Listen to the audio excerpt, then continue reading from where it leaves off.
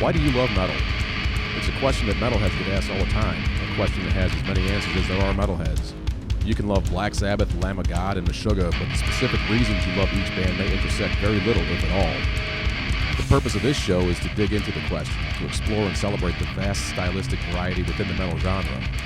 So, why do you love metal? Let's find out on 5 songs. We going? All right, here we are, another episode of 5 Songs.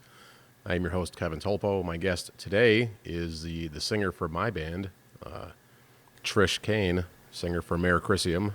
Welcome to the show, Trish. Hello. How's it going? Thanks for coming. Complete with hand gestures for radio. Yes. That's right. That's right. For the internet. All right, everybody. As everybody knows by now, Trish brought in 5 metal songs that she digs, and we're gonna talk about them and have a listen to them and talk about them a little bit more.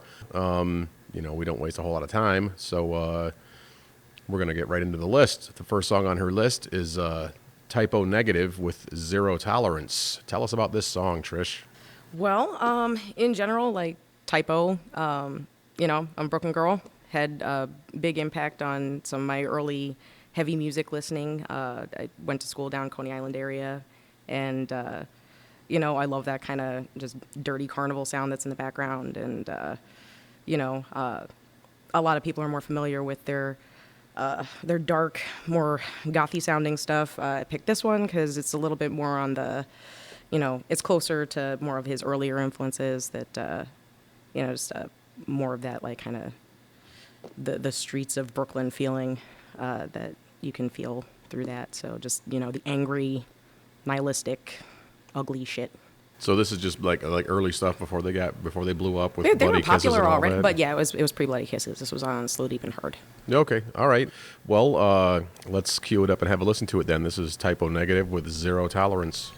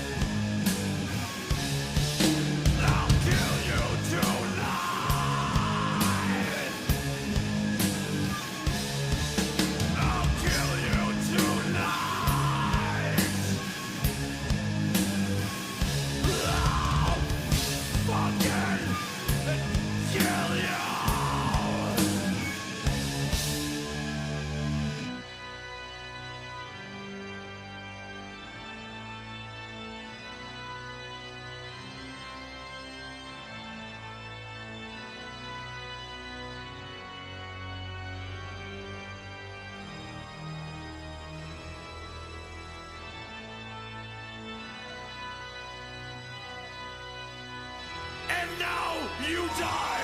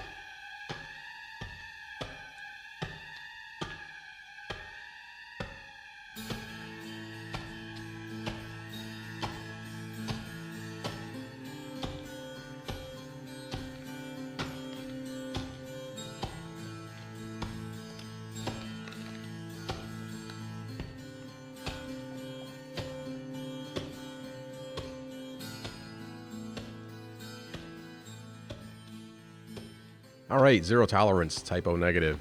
That's earlier than the Bloody Kisses stuff that when they blew up, you know, and all the strippers started listening to them in the mid '90s, and There were plenty of people listening to him at this point too, but yeah, the stuff maybe it that was hit just the company I radio, was keeping. you know, like I said, in the city it was a little different, especially if you were hanging out in South Brooklyn.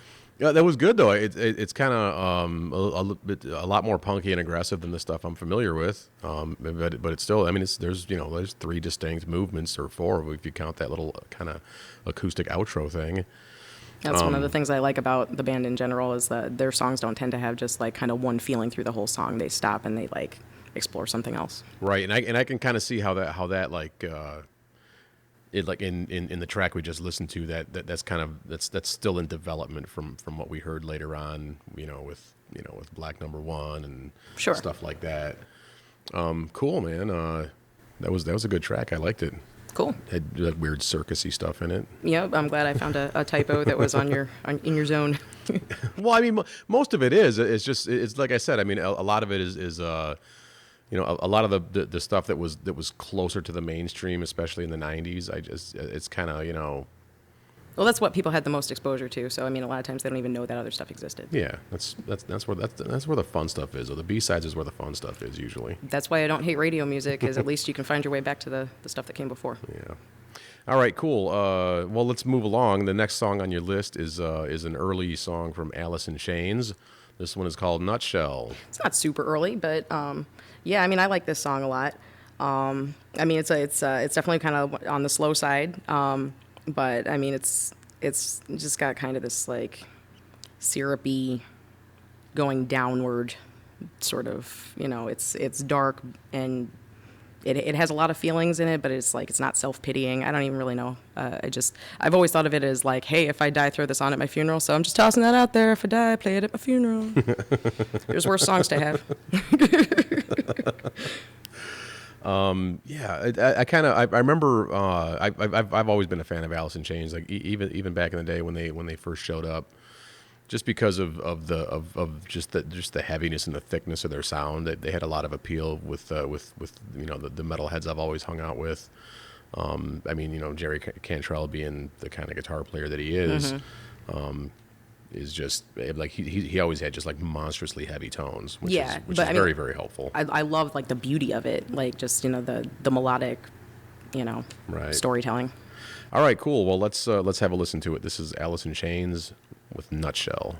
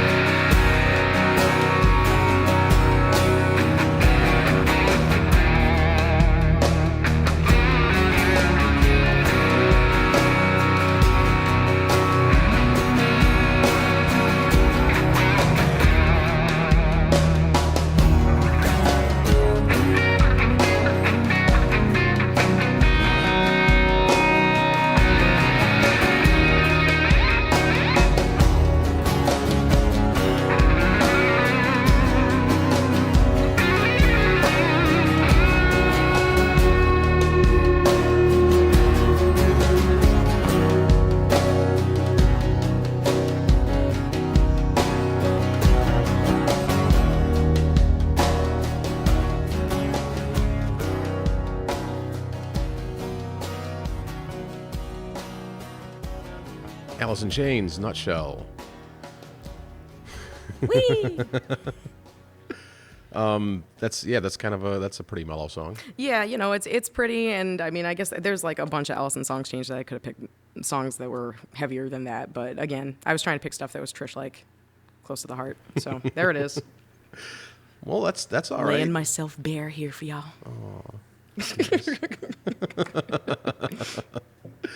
All right, next up on the list is Primus, Tommy the Cat. Now I love Primus. And I remember back in the day when they first popped in the early 90s, all the death metal heads I was hanging out with just loved them. They just they're nobody. I mean, to this day nobody sounds like Primus. Mm-hmm. They're absolutely an original act. Yep.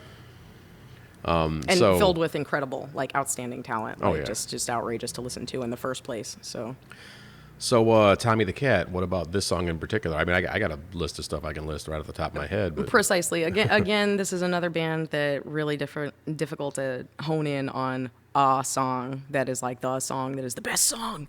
But this one, for sure, every damn time it has come on, my entire being is just like, and I'm, this is a freaking goofy Trish dance, and I'm not sure I can understand someone that doesn't think this song is the shit. So even my mom likes it. So mom seal of approval, All right, man. Tommy the Cat. Let's hear it.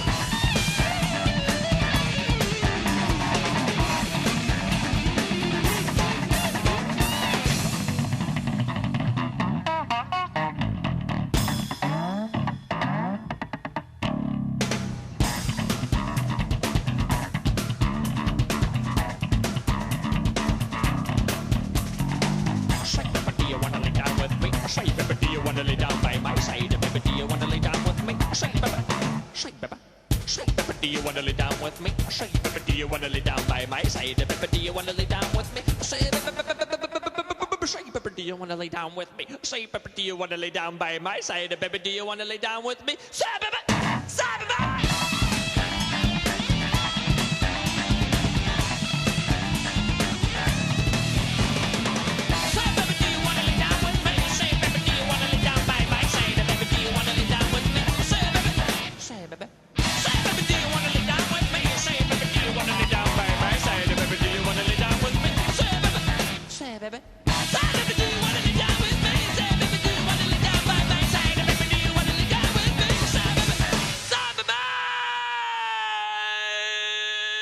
Tommy the Cat. God, I love that song.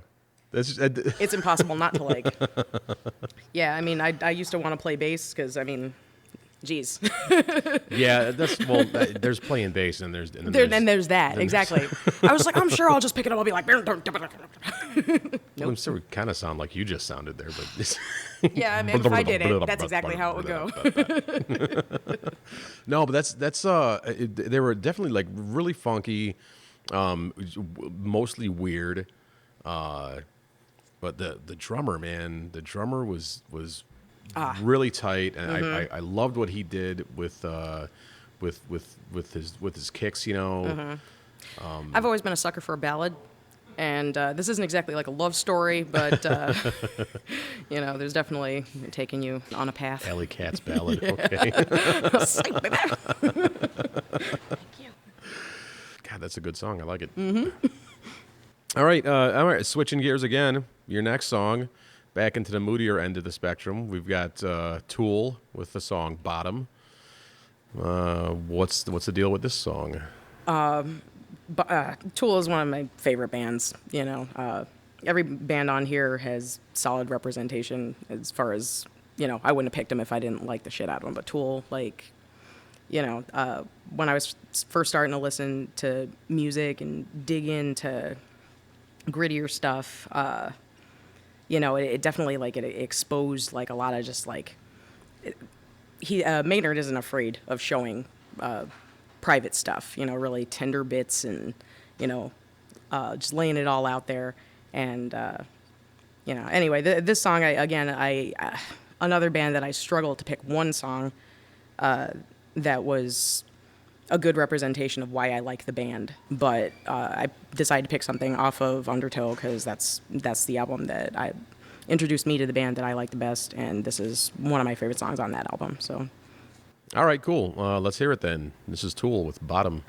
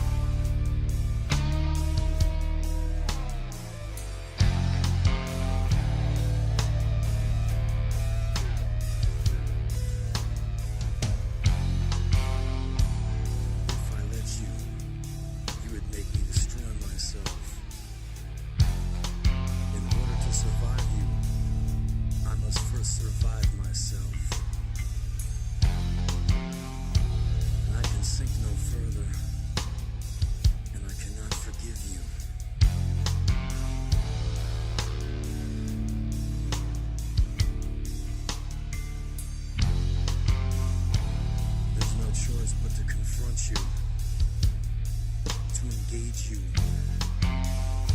to erase you.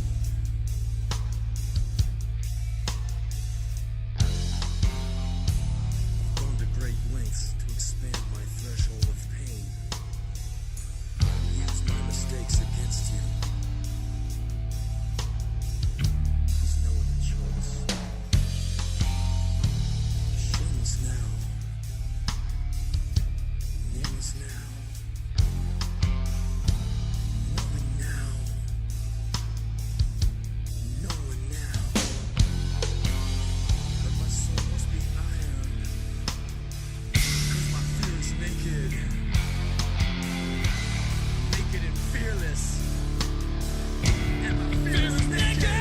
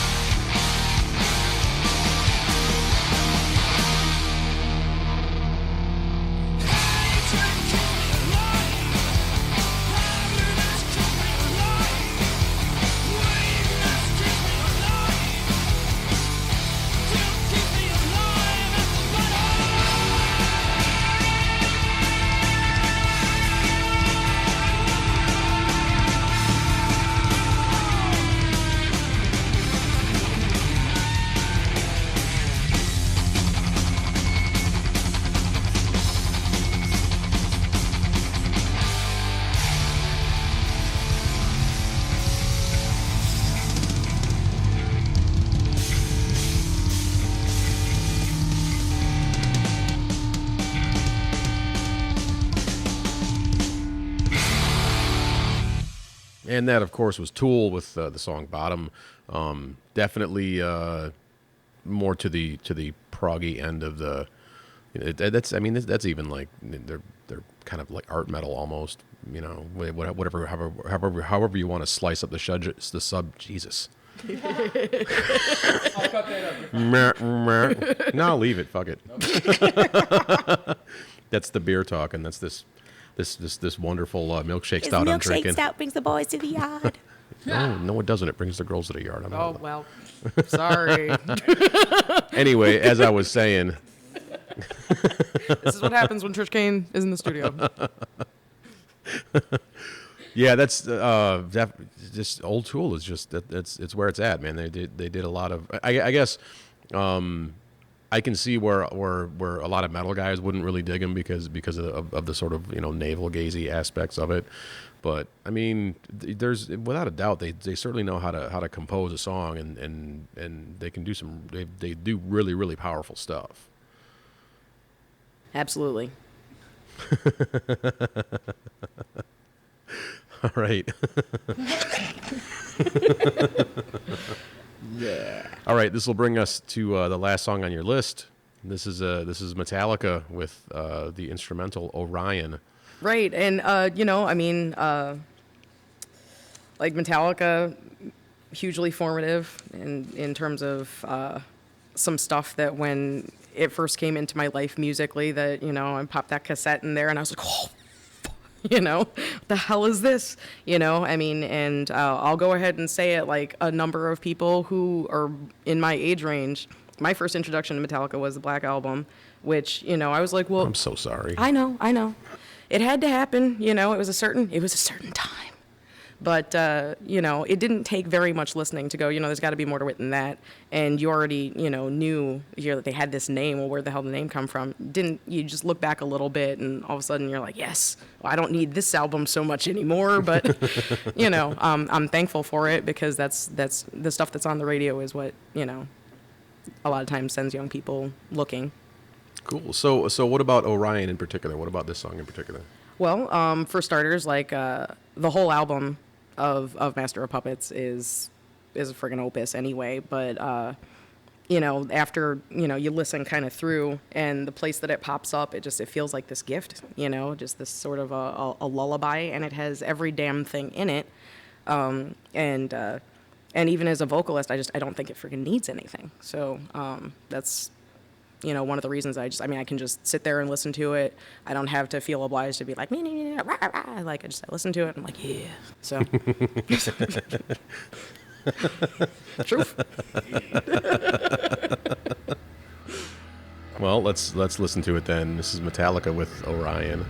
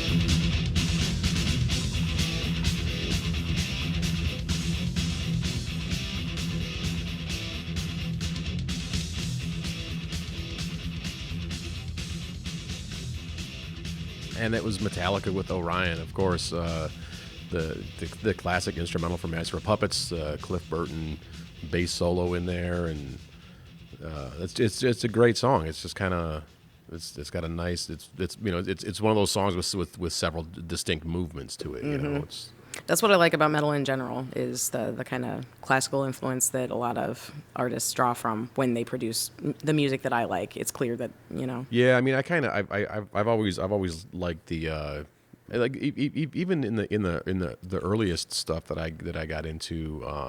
I guess I've always been drawn to the more progressive end of the spectrum anyway. So I've always had this sort of sense that that there's no there's no formula or a real rule book other than certain. I mean, there's certain elements to it that have to be there for me to consider it metal. But Sure. other than that, I mean, there's no hard and fast rules, no formula. But per se. I saw a meme a while ago that was saying that basically like classical music is just metal music without the electric in it. Right, And yeah. I mean, when I listen to some classical music, like that's the truth. Exactly. That's part of why it's an easy transition for me. Right on. Well, cool. That was your fifth song. Yep. I apparently made it all the way through. I don't know how awkward I was. Probably about average Trishness. Nah, I think we did all right. Sweet. So yeah, thanks again for coming on the show. It was a lot of fun. Thanks as always to John Archer for letting us record this little business here Oh, yes. at the Maidstone Theatre in Ypsilanti. Thank you, Gary Willibey, for engineering this thing and making everybody sound good. Yeah. And with that said, we're going to listen to a song from Mare Crisium, the band that Trish sings in and the band that I play guitar in. This song is called Ascend, so we're going to fire it up on our way out, and we'll check y'all next time. Have a good one. Rock on.